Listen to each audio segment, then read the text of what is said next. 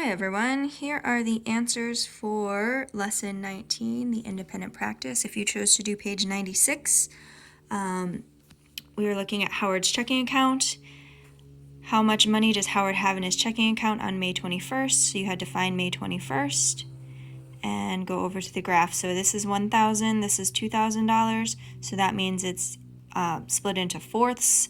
So splitting that into fourths would actually put that at $1,250. So that's how much he had on May 21st. If he spends $250 on May 26th, how much does he have left in his account? So you can see here it's between $1,000 and $1,250. So half of that, or the midway point, would be $1,125. If you subtract $250 from that, Howard would have $875 left in his account. So what happened to Howard's money between May 21st and 23rd? You can see that there is no change at all. That means that he didn't earn or spend money, just stayed the same. On May 17th, he received a payment from his job. When did this occur and how do you know? So we know that it occurred here because of that spike. I said May 17th because of the increase in the money. He bought a new television.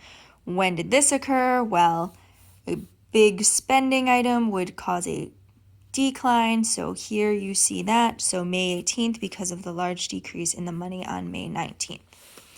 If you chose to do page 97, you're looking at Santino's triathlon. If you don't know what a triathlon is, it's basically broken down into three parts. Part 1, where there's swimming.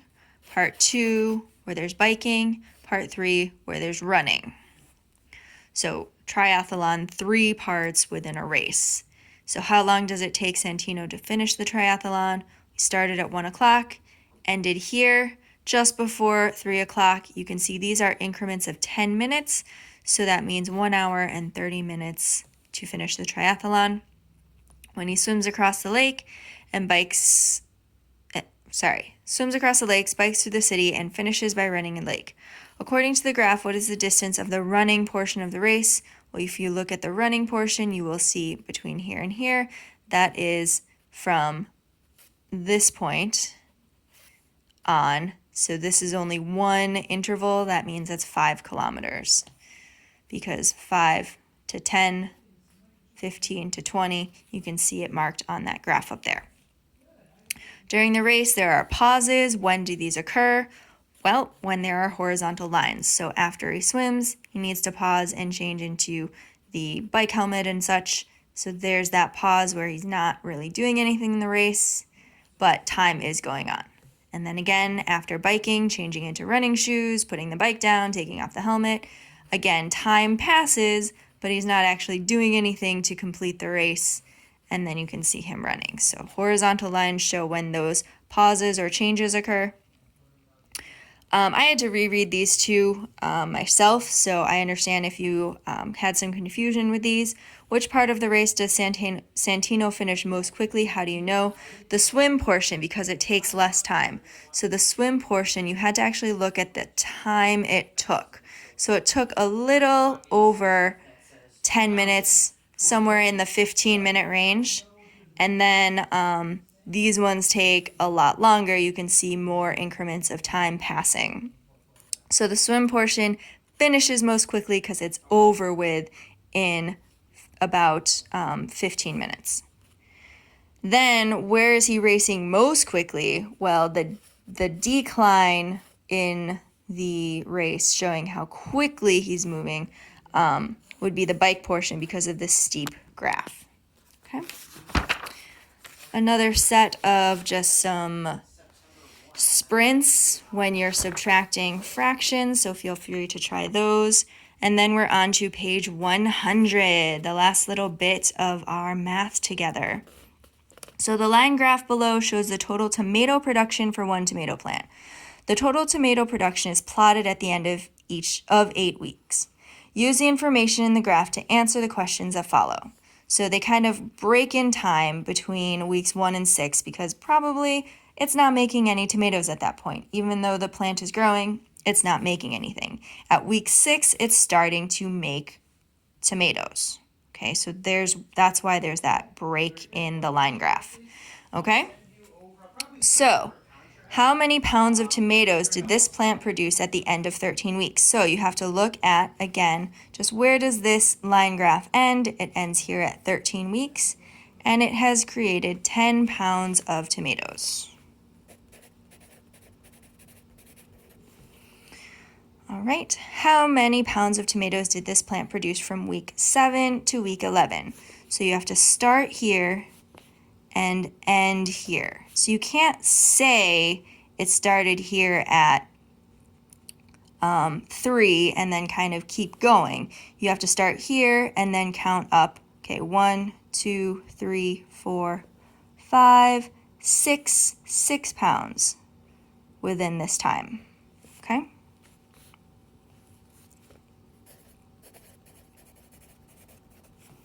All right. Then, part C, which 1 week period showed the greatest change in tomato production? So which one showed that there was a huge angle, okay? Well, between weeks 9 and 10, you see that biggest incline. So that's the greatest change in tomato production.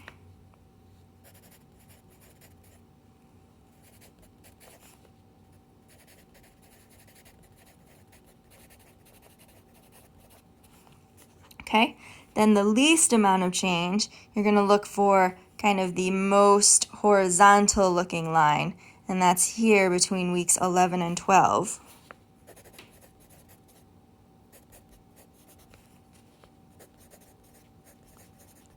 Okay, so again, the greatest change is going to have the steepest incline, and then the least will have the most gradual incline. Okay, steepest incline will show the greatest change. Most gradual incline or horizontal line will show the least amount of change. During weeks 6 to 8, Jason fed the tomato plant just water. During week 8 to 10, he used a mixture of water and fertilizer A, and in weeks 10 to 13, he used water and fertilizer B. Compare the tomato production for these periods of time.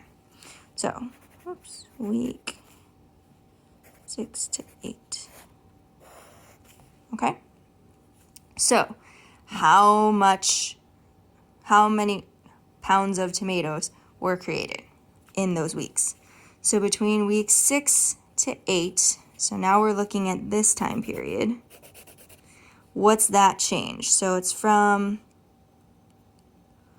1.5 pounds to about, let's see, this would be 1, 2, so only 2 pounds difference.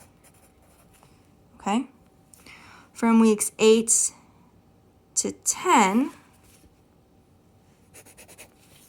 that's when he's using fertilizer B. This is fertilizer A. I'm getting ahead of myself. So that's 1, 2, 3, 4, 5 pounds of tomatoes. And then from weeks 10 to 13, we start here, so that's only about 1.5 pounds difference.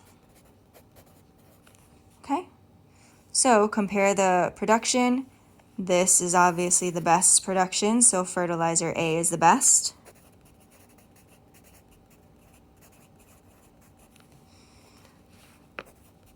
Fertilizer B is the worst. You don't see really any tomatoes being produced. And then this is kind of your control or middle comparison. So fertilizer A shows a huge production of tomatoes. Fertilizer B, not really any, and water just kind of that in between. It works. It's not worse, it's not better. Don't worry about page 101. For independent practice, if you could try page 102, and then the questions continue on page 103. Now you might be wondering why I stopped here at lesson 20. Well, some of you have to catch up. So please feel free to catch up on any of the lessons that you haven't been able to finish. And then the rest of this is a complete review all the way back to the beginning of 5th grade, kind of interesting takes on the lessons we've been going over. So it's not useless. It's definitely good things to try. They'll make you think, they'll make you expand. If we were in school, we would definitely be doing these things because they're a great review. But I don't feel the need to do them as videos. So you can go on to engagenewyork.org to find the answers, to get support, send myself or Miss Dodge any messages. But in terms of extra credit work that will go into the gradebook, we are going to end here at lesson 20. So it's been a pleasure, and we will definitely see you in September. Have a great summer, guys.